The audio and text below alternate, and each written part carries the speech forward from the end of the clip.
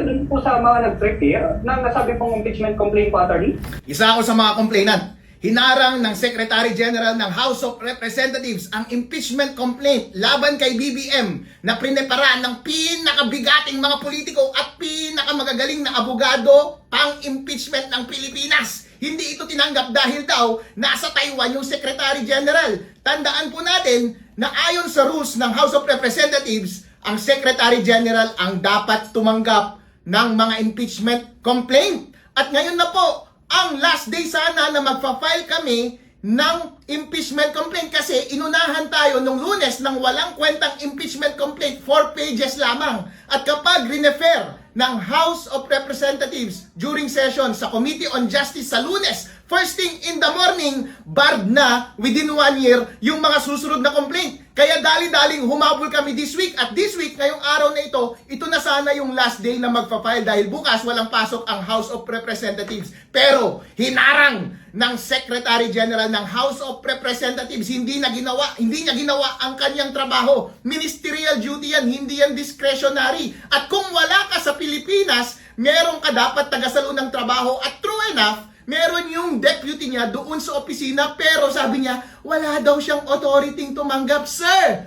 ang authority mo na tumanggap ay nasa batas. Kapag wala yung Secretary General, ikaw dapat ang tumanggap. Noong mga nakaraang mga complaint ng impeachment laban sa iba't ibang mga opisyal, tumatanggap po ang Office ng Secretary General ng mga impeachment complaint. Kahit wala yung Secretary General doon sa loob. Ministerial duty po yan, wala kayong discretion na tumanggi. Pero halata po na pinipigilan nila para wala na kaming pagkakataon na mag-file ng impeachment dahil sa Lunes, dadali-daliin na nila. First thing in the morning, automatic, referred kaagad sa Committee on Justice yung walang kwentang impeachment na i-final nung Monday, 4 pages lamang, walang kalaman-laman, at i-dismiss ka agad yun. Once ginawa nila yun, hindi na makapag-file within 1 year ang mga susunod na impeachment laban kay BBM. At yung bagay na yan ay ginawa rin nila sa Makabayan Group. Ngayong umaga na ito, hindi rin tinanggap. Buti na lamang nung kami ang nag-file, naka-live yung video at ang dami, libo-libo mga Pilipino ang nanonood. BBM,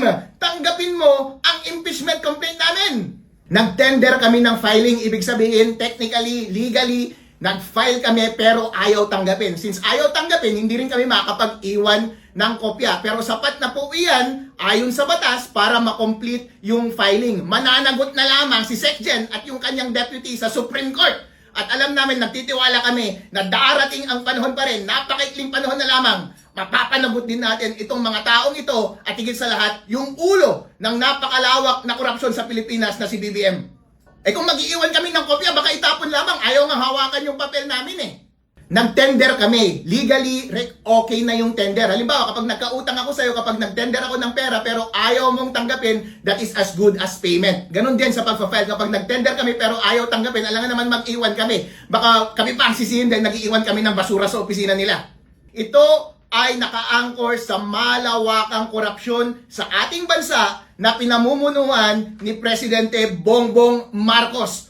Culpable violation of the Constitution, graft and corruption, betrayal of public trust. Kapag culpable violation of Constitution, anong ibig sabihin? Ibig sabihin, alam mo at sinasadya mong i-violate yung Constitution. Yung kanilang paggawa ng unprogrammed funds, yung pag-aalokable nila sa mga congressman, against yan sa Constitution at decided na rin yan ng Supreme Court ayon sa Belgica case. Pero alam nilang illegal yan, pero ginawa pa rin nila. So anong tawag mo doon? Culpable violation of the Constitution. At yan din ang naging daan para sa malawakang graft and corruption. Dahil yung measure na yan ang ginawa nila para mag-kickback sa iba't ibang tao, may delivery ng mga luggage, papunta sa presidente, papunta sa kanyang mga crony, at ganun din, betrayal of public trust dahil malawakang ito na nangyari. Kapag paghahalu-haluin mo lahat ang mga bagay na ito, meron na tayong ebidensya mula sa mga hearing sa House of Representatives, sa Senate, at marami na rin mga interview na lumabas at mga statement dyan sa social media na nagdidiin at nagtuturo at nagbibigay ng konkretong ebidensya na laban sa ating presidente. Dahil tandaan po natin, ang obligasyon ng pagprepara ng budget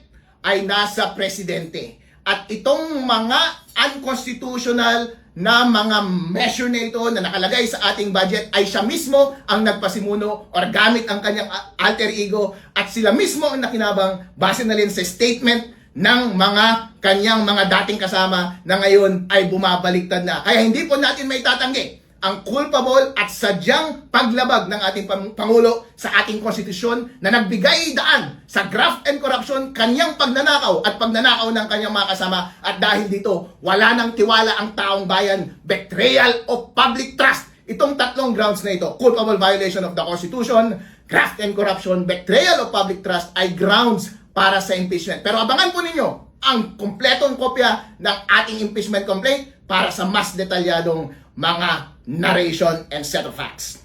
Doon sa complaint mismo, mas marami pang mga grounds, katulad ng paggamit nila ng funds ng PhilHealth dahil special fund yun pero gagamitin nila para sa mga unprogrammed items. Tapos paggamit nila ng iba't ibang mga programa ng gobyerno para maibulsa lamang nila ang pera. Ang problema kasi doon sa unang complaint ay hindi substantive. 4 na pages lamang. Ilang pages lamang. Paano ka makakapag-argue doon? Paano ka makakapag-presenta ng maayos na facts doon? Paano ka makakapag-argue ng legal basis mo doon? Ibig sabihin, madali lang siya ibasura. At tandaan natin, yung nag-file na iyon, kakampi ba ito ni BBM? Mukhang kakampi. Kapag tinanggap nila iyon at i-refer nila sa House sa Monday, at yun ang unang gagawin nila, first thing sa Monday, dahil wala na tayong oras mag-file bukas dahil sarado ang House of Representatives, wala na rin oras sa Monday dahil first thing, pagka-open ng session sa Monday ay automatic referral na yan doon sa Committee of Justice at ang i-refer nila ay yung tinanggap lang nila na complaint. And once na-refer yan, ayon sa Supreme Court, pagka-file ng complaint at pagka-refer doon sa Committee on Justice, ibig sabihin, automatic filed na yung first impeachment complaint at barred na within 1 year yung mga succeeding na impeachment complaints. Kaya nga, sana ngayong araw na to, sana yung huling araw para tumanggap ng impeachment complaint dahil automatic sa Monday magre-refer na sila ng mga impeachment complaint. Dahil hinarang yung impeachment complaint ng mga bayan at yung impeachment complaint ng mga bigating politiko at experts sa impeachment ng mga abogado ngayong araw na ito, ang i-refer nila sa Monday ay yung walang kwenta na 4-page lamang na impeachment at alam nating i-dismiss yun. At safe na safe si BBM sa susunod na taon na walang impeachment complaint na maipapile laban sa kanya. Ang chismis nga, hindi totoong nasa labas ng bansa itong si Secgen eh. Sabi nila nasa Taiwan daw si Secgen. Tingnan nga natin yung record ng Bureau of Immigration kung totoo na nasa labas ng bansa si Secgen. At sinasabi rin ni Atty. Topacio kanina, hindi ba't illegal under the One China policy na ang isang government official ay mag-travel sa Taiwan kapag hindi siya pasok sa mga exceptions? Yun yung mga malalaking tanong.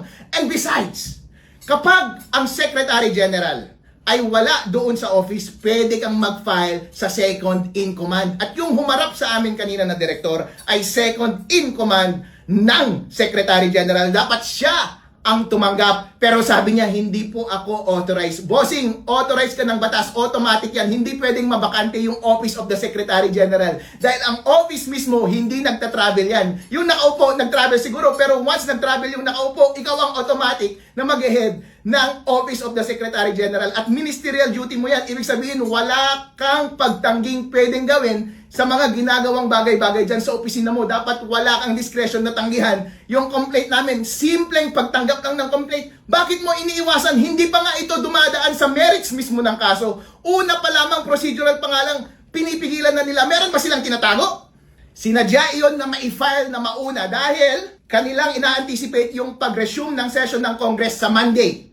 Dahil yun yung time na pwede silang mag-refer sa Committee of Justice ng mga impeachment complaints. So kailangan na nilang i-file dahil once na-file and then na-refer sa committee, barred na yung mga susunod na complaint. Kaya nga nung nalaman namin na final na nung Monday, dapat agad-agaran within the week, ma-file ka agad yung maayos at substantive na impeachment complaint laban kay BBM dahil hindi natin pwedeng tanggapin itong 4 pages lamang na complaint na walang laman at walang kwenta. That's why nag-file yung Makabayan Group at nag-file yung mga pinakamabigat na mga abogado at mga politiko na expert sa impeachment ngayong araw na ito. Kaya nga, bukas wala ring pasok ang House of Representatives, hindi rin makapag-file bukas at sa Monday, malamang too late na yun kasi baka mas mauna yung session ng Congress, may hirapan na tayo mag-file. Ngayong araw na ito, yung pinakahuling pagkakataon, pero hinarang tayo. Eh hindi naman ganun kadali gumawa ng napakagandang complaint para sa impeachment ni BBM dahil ang dami nilang ginawang kakurakutan, ang dami namin kailangang i-assemble na set of facts mga ebidensya, mga video, mga interview, mga dokumento para makapagpresenta ng substantive at substantial na complaint laban sa kanya. Hindi namin ito pwedeng laro-laruin tulad ng ginawa ng first complainant. Kaya nga, respetuhin din natin yung oras ng mga pinakamagagaling na participants at complainants dito sa impeachment complaint na ito. Andyan si dating Congressman Mike Defensor. Siya yung endorser dati ng impeachment kay Erap. Andyan din si Governor Chavit Singson. Siya yung instrumental sa impeachment ni Erap Estrado noon. Yan yung mga pinaka-expert pagdating sa impeachment. Kaya yung kung sino man ang merong kakayahan na mapanalo itong impeachment na ito ay itong mga tao na ito na may record na. At nandyan kasama rin natin yung number 1 na political lawyer sa Pilipinas, Attorney Ferdinand Topacio. Itong mga ito, hindi ito magsasubmit ng kung ano-ano at basta-basta mga complaint lamang. Dapat preparado, maayos, substantive para pagdating sa Congress, pagdating sa committee, hindi sila madidismiss at tuluyan ng matanggal through impeachment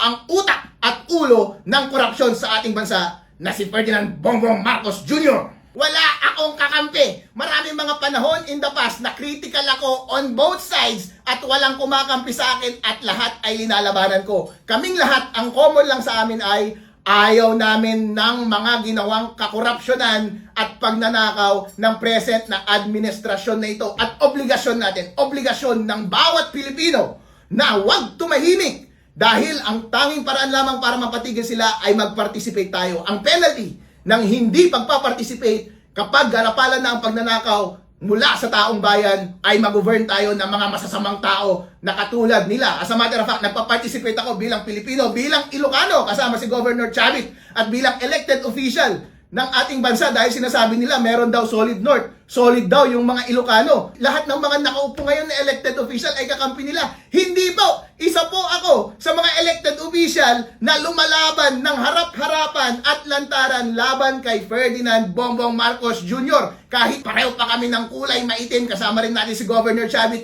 ito lamang ay pinapakita natin na wala na silang maayos na impluwensya sa Pilipinas. Kahit ang kanilang mga kababayan, kasamang ka-Ilocano, kasama sa buong Pilipinas, kahit mga elected officials dito sa ating bansa, pinaka-maimpluwensyang mga abogado at politiko sa ating bansa, ay naghahawak kamay at nagsasama-sama at gumagawa kami ng statement na hindi na namin tinatanggap ang garapalang pagnanakaw na pinapabayaan ng administrasyon na ito, kaya dapat maalis si Presidente Ferdinand Bongbong Marcos Jr. Hindi porket ginagawa na ng matagalan ay ibig sabihin constitutional niya. Tandaan ninyo, yung pork barrel noon, doon sa case ng Belgica, matagal nang ginagawa. Yung PDAF noon, pork barrel, ginawang unconstitutional pa rin ng Supreme Court. Dahil hindi pwedeng mag-execute ang mga legislators post-passing ng General Appropriation Act. Ganito rin pagdating sa unappropriated funds dahil ang requirement ng Constitution ay meron dapat pinanggagalingan yung appropriation ng unappropriated funds. Naka-identify kung saan nagaling na funds at hindi mo basta-basta kukunin kung saan-saan. At meron dapat trigger bago mo galawin. Hindi sinabi kung saan manggagaling, hindi nga sinabi as required by the Constitution na dapat specific siya line by line. Yun pa ang unang ginagastos, prina-priority pa nilang gastusin yung bagay na yun.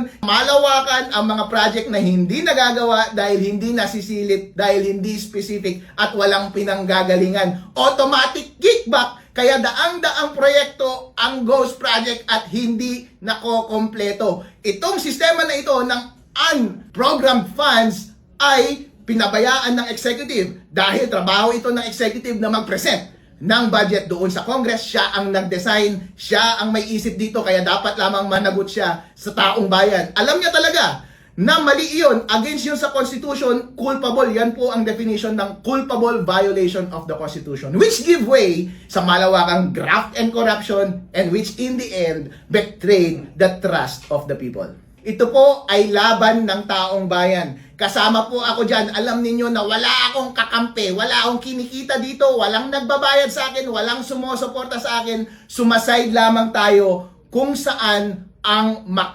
totohanan. Kaya ganyan din po, sumama sa atin kapwa natin Ilocano at pinaka-ma-impluwensya dito sa Luzon at North ng mga Ilocano, si Governor Chavit Singson. Ibig sabihin lang, hindi kami pare-pareho ng pinanggagalingan. Pero pare-pareho kami na gusto naming huminto na ang malawakang dayaan dito sa ating bansa. Pero pinigilan nila ito yung pinakamagandang impeachment complaint sana na magpapabagsak na kay President BBM. Confident kami, hindi kami gagawa ng bagay na hindi namin tinatapos ng maayos. Alam niyo na merong track record itong mga kasama natin. Inuulit ko, si Mike Defensor ang endorser at proponent dati ng complaint laban kay Erap, at si Chavit, dati siya yung instrumental bakit natanggal si Erap, at yung number 1 na lawyer natin si Ferdinand Topacio sa politics, siya yung pinakamagaling pagdating sa mga ganyang bagay-bagay. Hindi kami papayag na hindi ito tutuloy-tuloy sa success. Kaya kapag nakita nyo sana, makikita ninyo yung ganda ng iprepare namin ng complaint at makukumbinsi kayo na matatanggal ang ulo ng pasimuno ng mga korupsyon dito sa ating bansa at mawawala talaga sa pwesto si President Ferdinand Bongbong Marcos Jr. Mga kababayan, samahan niyo po kami dito sa laban na ito, laban sa malawakang korupsyon sa ating bansa. As a matter of fact, obligasyon po natin na magsalita at mag-participate sa public affairs dahil po kapag nagawa na nila ang kasamaan at hindi pa rin tayo gumawa ng hakbang, baka malaking pagkukulang po ang nasa sa atin. Baka deserve natin na mag-govern tayo ng mga corrupt na mga politiko. Kapag meron po tayong nakikitang mali, tapusin po natin at obligasyon po natin, duty natin na pigilan ito sa pamamagitan ng active na pag-participate sa lahat ng political process ng ating bansa. Katulad na lamang ng pagfa-file at pagpa-participate sa mga impeachment complaint na ito. At sana po suportahan nyo kami na mabigyan kami ng due process, sapat na proseso para lamang mapaandar ito at yung merits ng case ay makita ng taong bayan at makita ninyo kung dapat bang tanggalin ang ulo ng lahat ng mga kalokohan at nakawan na nangyayari sa ating bansa.